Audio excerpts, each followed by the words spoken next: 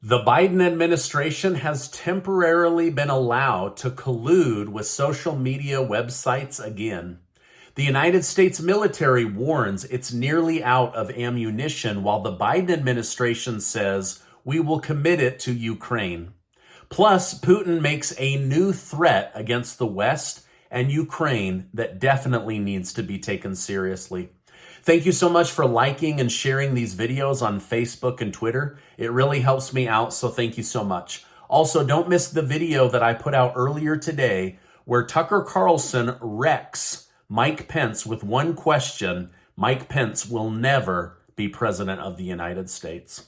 The Biden administration has achieved a temporary victory by successfully appealing a ruling that initially barred them from communicating with social media companies over free speech concerns. However, the legal panel that approved it also expedited an appeal posed by the government, which means the decision could once again be overturned. Ultimately, the results of this lawsuit will determine the freedom of speech pathway for America moving forward. Now, do you think any administration, regardless of political party, should be allowed to silence their enemies and control a narrative on the internet? Or, as Americans, do we have the right to freedom of speech? Let me know your thoughts down below.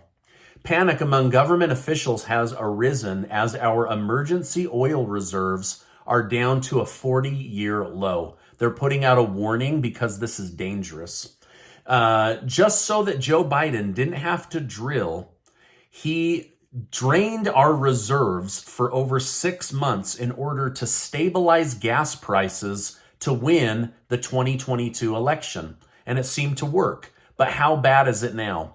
While commenting on empty oil reserve tanks, Bloomberg News stated, "Buried deep beneath the surface are storage caverns so massive they're tall enough to house the entire Empire State Building with room to spare." Now, I'm not sure how Biden can say that he is pro-national security when he's obviously put the nation at risk of running out of oil during an emergency. He drained the emergency oil in order to win an election, and now it's super low.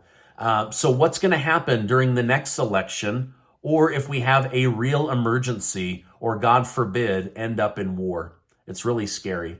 Now, for the sake of the nation, I wish the scarcity stopped there, but it doesn't.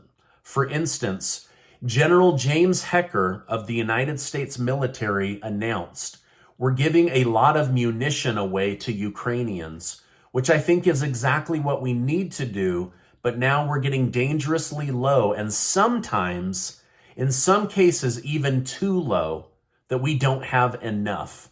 Now, he's announcing to the world that the United States military doesn't have enough ammunition to defend itself. At the same time, it's come out that we have half as many fighter squadrons as we did in 1991.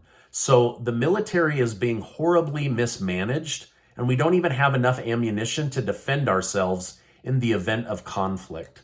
Now, do you think it's wise for the United States to run out of ammunition?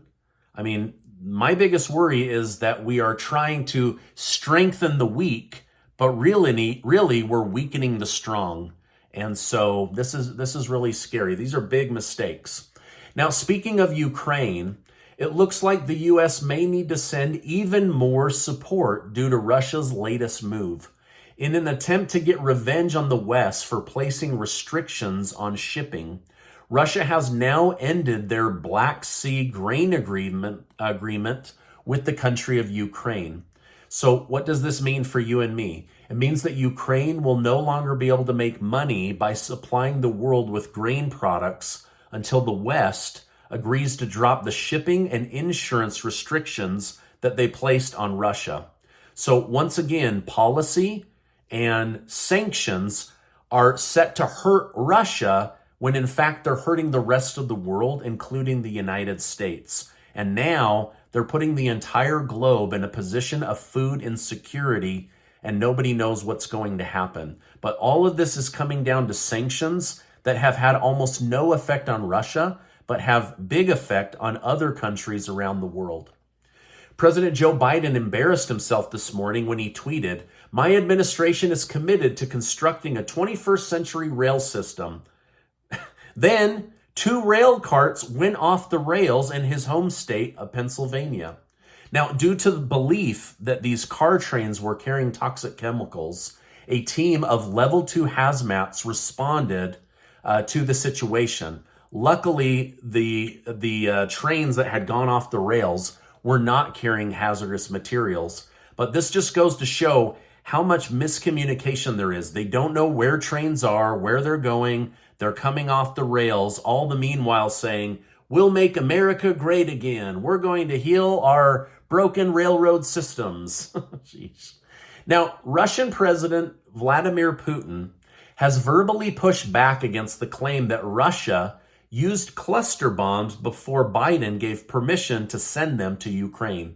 He stated, "Until now, we have not done this. We have not used it, and we have not had such a need."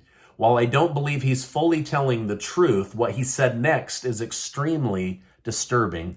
He stated, "Russia reserves the right to take reciprocal action to use cluster munitions against Ukraine if they use them against us." Now, this is pretty scary because we've now just given these cluster munitions, which are horrible for civilians and children, to Ukraine. Russia's saying, "Hey, we haven't been using that. That's war propaganda. But now, if you use them on us, we are going to use them on you." So now, this is like gang warfare, right? I'll kill you before you kill me. National Security Advisor John Kirby has stated that the Secret Service, although they did their absolute best, was unable to track down who brought illegal drugs into the White House and the West Wing.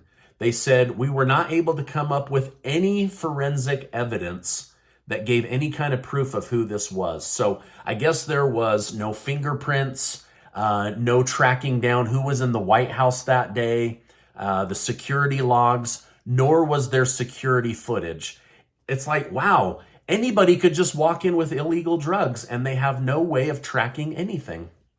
Now, last week I reported how Iran, Russia, and China have formed a new alliance. Now it has been reported that Russia and Iran have partnered in an effort to remove U.S. military troops from Syria. AI Monitor, an independent news reporting website, cited an anonymous U.S. military official that stated he's seen signs that Russian military commanders in Syria have been quietly coordinating with Iran's Islamic Revolutionary Guard Corps on long-term plans to pressure the United States to withdraw its troops. With this new information, it could become even more dangerous for the U.S. military to be in Syria, and I'll continue to keep you updated on what comes of these events. Now, before you go, I want to remind you that you are amazing. Hit that subscribe button. We just crossed 1.3 million amazing subscribers. Thank you so much. I'm completely humbled by your support, and I just want to say thank you so much. Before you go, check out this video where Tucker Carlson wrecks Mike Pence, and Mike Pence guarantees he'll never be president of the United States. There's a lot of places to get your news, so I appreciate you stopping by today, and I will see you on the next video.